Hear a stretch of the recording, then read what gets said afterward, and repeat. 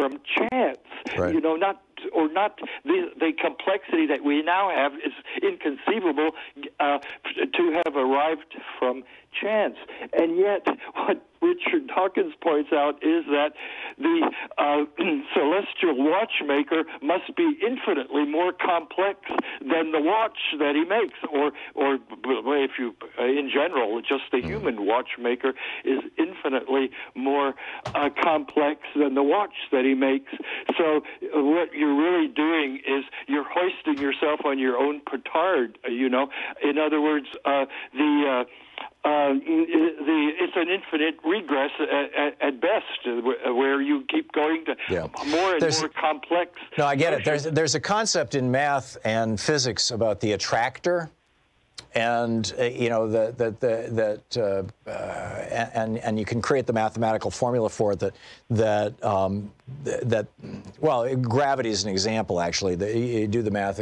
Gravity is an attractor. Obviously, it's holding the moon around us.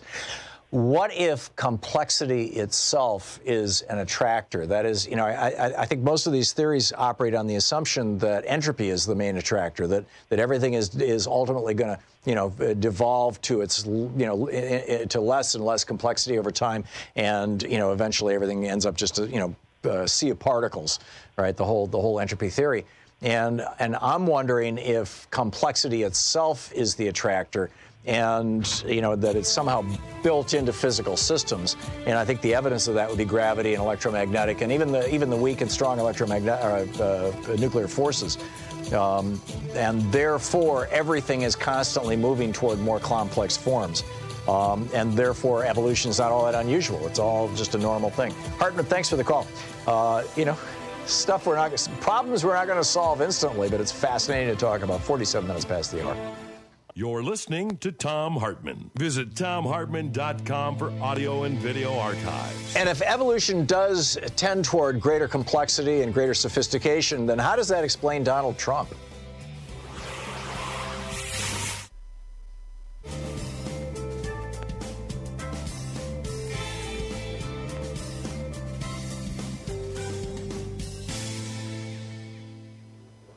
And welcome back.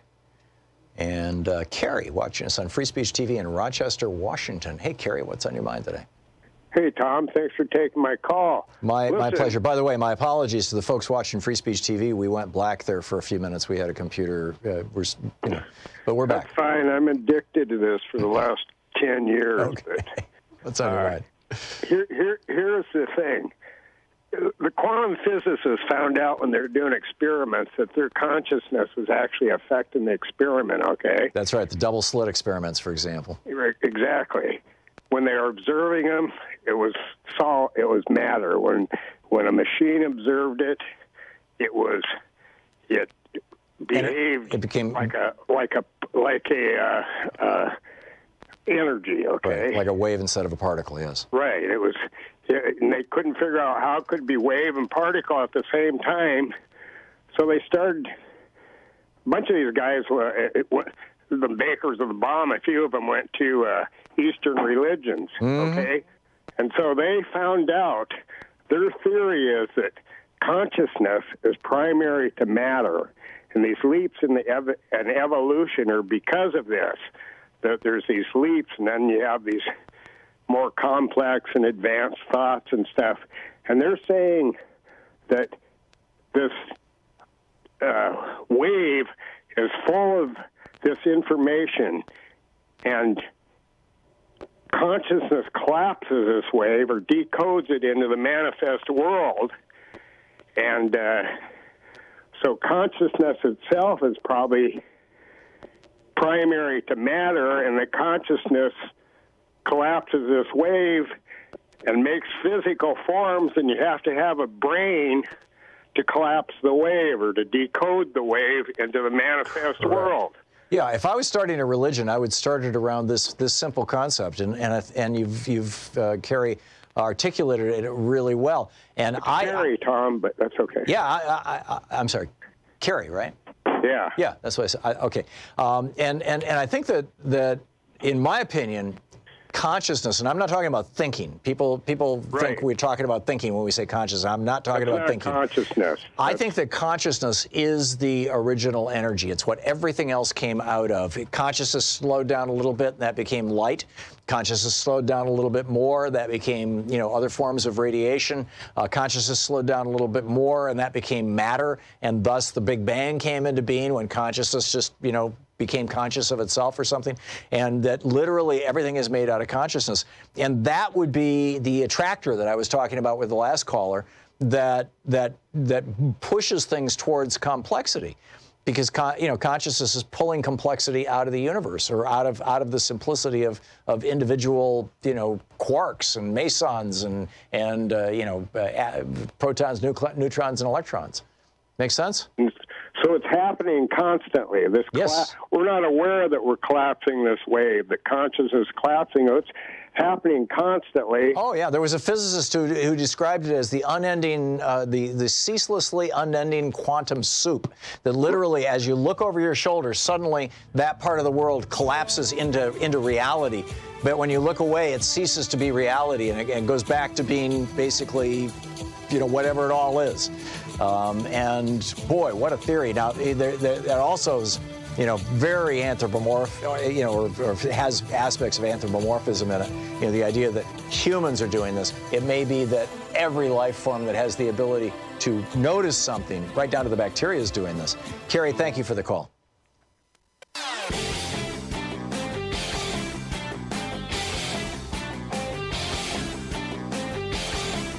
Hey, over at ThomHartmann.com, we've got some really cool stuff. A lot of people don't realize that we produce a daily newsletter, and Sue puts we call it Sue's Daily Stack on there, which is literally a link to every story that I've talked about in the show. So all the research is right there. It's free. We don't share or sell our subscriber list. It's there's just it's there. It's there for you. And it's over at ThomHartmann.com. You can sign up for the free newsletter.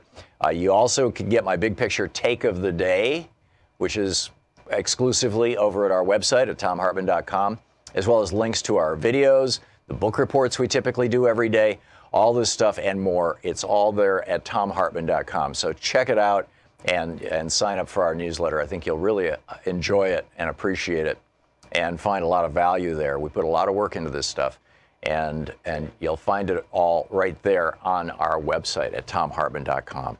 And be sure to check out the newsletter and sign up for it. It's great. Want to connect with the show online? You can find the Thom Hartmann Program on Facebook, Twitter, and Instagram. With you and Mike in Coursey, Washington. Hey, Mike, what's up? Hi, yeah, it's Quillicene. Okay, thank Washington. you. Yeah, second-time listener, long-time listener, second-time caller. I just wanted to make a few comments on, try to simplify some of the conversation I've been hearing earlier. It's like, I wanted to say it real easy.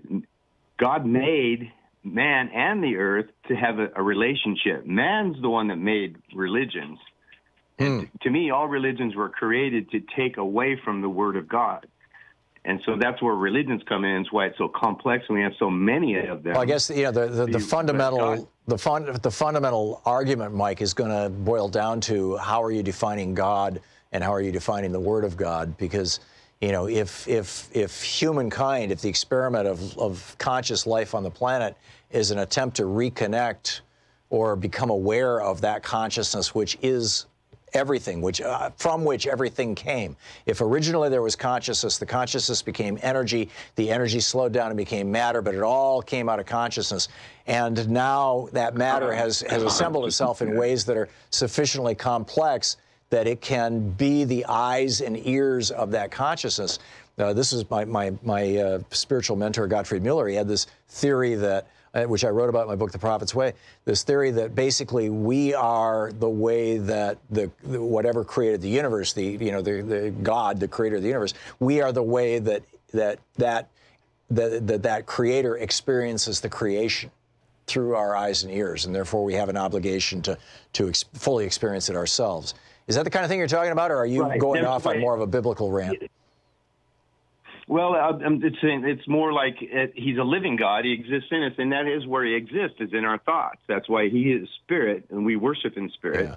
And so it's not about what the world is and what it's doing. It's about what we're thinking in our head. You know, like when I do something bad, it's not that I did something bad. It's why I did it.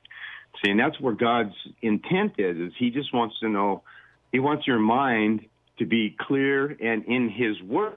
Right. And his word is stamped on our heart as far as compassion, understanding. So we have to be these things, is what I'm saying. You're saying in religious language what I'm saying is you're saying in religious language what I'm saying in secular language, which is that there is basically some kind of a code wired into us that we call morality. Yes. You know, and this, like I said, this was Jefferson's big debate with some of the Christians of his time, was that, you know, he said you don't need religion to have morality. Morality existed long before religion. So does religion reflect morality? Does it enhance it? Mike, I want to get one more caller in here before we run out of time here on the show. Valerie in Brooklyn, New York. Hey, Valerie, what's up?